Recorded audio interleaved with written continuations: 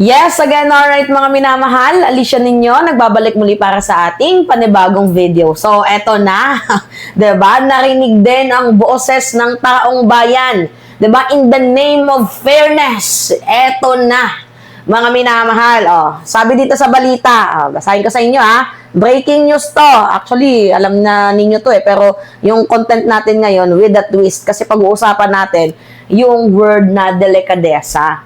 Sabi dito, no work, no pay. Bato de la Rosa faces possible salary suspension. So, hindi pa naman to kumpirmado, pero mukhang malapit na. Siyempre, kailangan natin itong i-call out, mga binamahal. Biruin nyo, malinis na yung sweldo ng mga senador, mga 4 to 5 million, diba? 4 million, siguro, tingnan nga natin, salary grade 33 sila, diba? 300,000 yun. Okay, sabihin natin, 300,000. Okay, 300,000 times 12. Kaya din ng 4 na milyon sarado or humigit kumulang. Maliban pa sa 4 na milyon na yan yearly, mga minamahal, meron din yung sa sinusweldo sa kanilang hinahawakang head, which is yung kanilang committee. Oo, interview ka lang, 'di ba? Mga minamahal, pa-eme-eme ka lang, 'di ba? Yung ginagawa noon ni Bato de la Rosa nang papatawag sa yung series nila noon ni Jonathan Morales, 'di ba? Ganun-ganun lang, kumikita ka na, sarado na din 'yan, sabihin natin mga 5 milyon. Oo, kasi every hearing 200,000. Tapos bukod pa diyan, mga minamahal, may tinatawag ding mga allocable. Oo, ang dami, oo. Tapos kung medyo marunong kang kumurot ng pera sa taong bayan, 'di ba? Mangurakot ka, kaya pang umabot 'yan ng bilyones, mga minamahal. Alright, so sabi dito sa balita, ito. Bato salary maybe, ito, nasa na ba 'yon? Ito, mga minamahal. Sabi dito sa balita, hindi na angat Wait lang. Sorry, mga minamahal Okay, medyo mahina signal. Alright, so balik tayo. The pay of Senator Bato de la Rosa may be withheld following his prolonged absence. Yan po yung sabi ni Senate President Pro Tempore Ping Lacson on Tuesday. Paano ba naman kasi, mga minamahal? Hindi na nga nagpapakita, sumusweldo pa yung kanyang opisina. Parang kawawa naman dito yung normal na mamamayang Pilipino. Biruin nyo, sa atin, no work, no pay, 'di ba? Kapag 2 to 3 days na absent ka, minsan inaawol ka.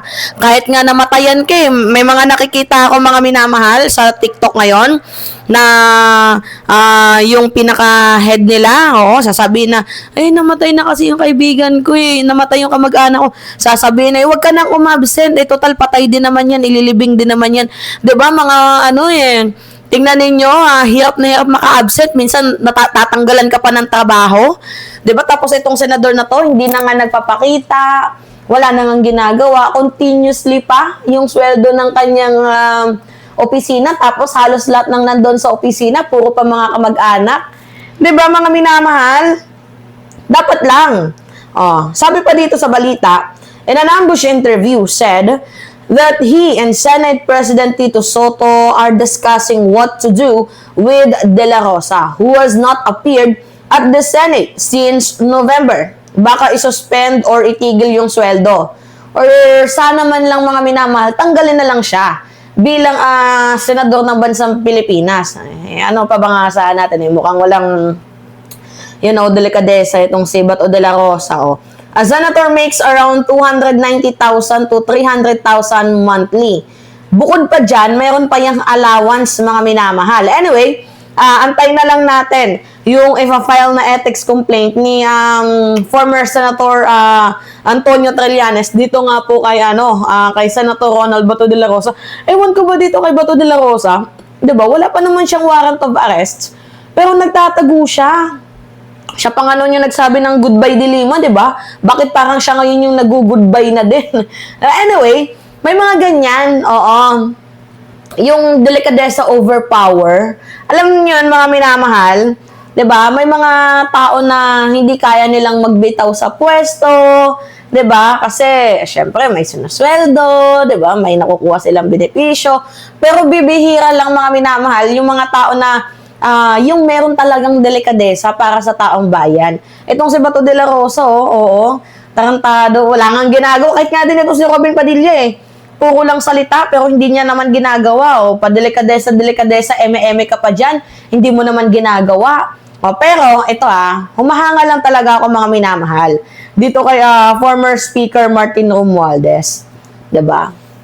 Naalala ninyo, para magkaroon ng way ang ICI facts finding, bumaba si former Speaker Martin Romualdez. 'Di ba? And si Congressman Sandro Marcos, abay kusang open din naman na pag-usapan ng impeachment. So, hindi dahil, itong si former Speaker Martin Romualdez, walang kasalanan yan. Hindi ibig sabihin may kasalanan siya. Ibig sabihin, meron siyang prinsipyo. Nagbitaw siya bilang Speaker of the House dahil gusto niyang bigyan ng daanan. Ito nga pong, tawag dito, ito nga pong Independent Commission for Infrastructure para kasi baka sabihin nila, ay baka mamaya kinausap yan ni Martin Romualdez. Oo, yung mga, 'di ba, ganyan-ganyan. Iniiwasan natin yan.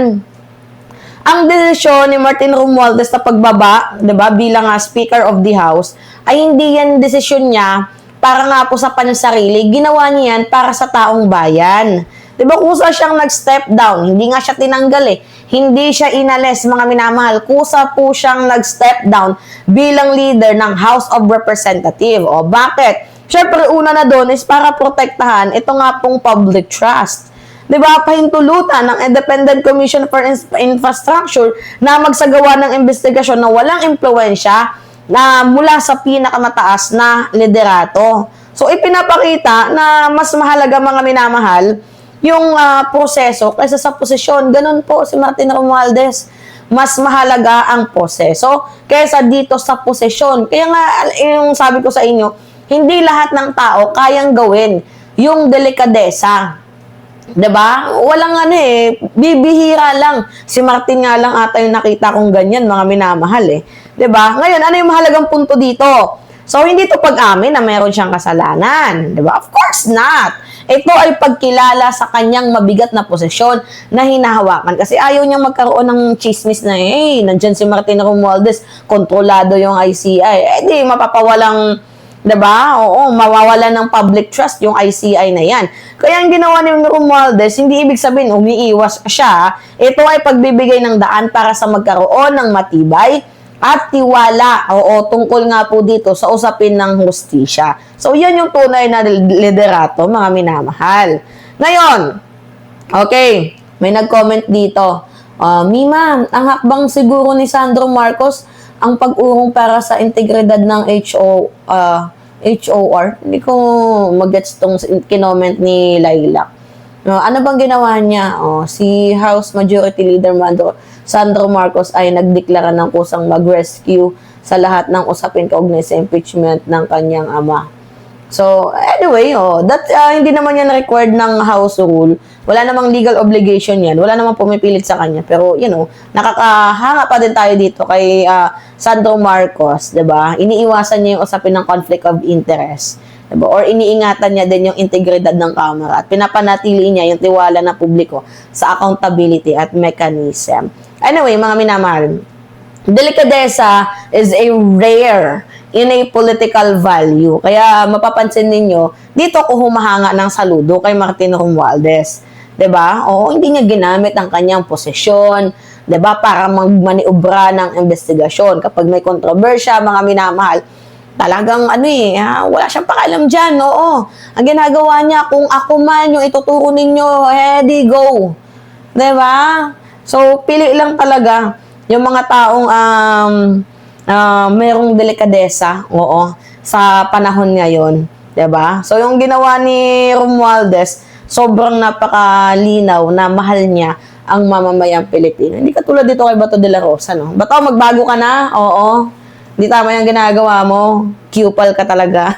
Alright. Kayo, ano yung masasabi nyo dito? Anyway, it's me again, Alicia ninyo. Nagbabalik muli para sa ating panibagong video.